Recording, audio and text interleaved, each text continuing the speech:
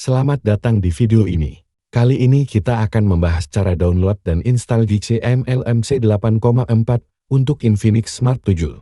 Kalau kamu merasa hasil kamera bawaan masih kurang sesuai dengan keinginan, GCM bisa menjadi salah satu alternatif yang bisa dicoba. Saya juga akan memperlihatkan pengaturan yang perlu diubah agar hasil foto dan video bisa lebih maksimal. Tonton sampai akhir agar tidak ada langkah yang terlewat.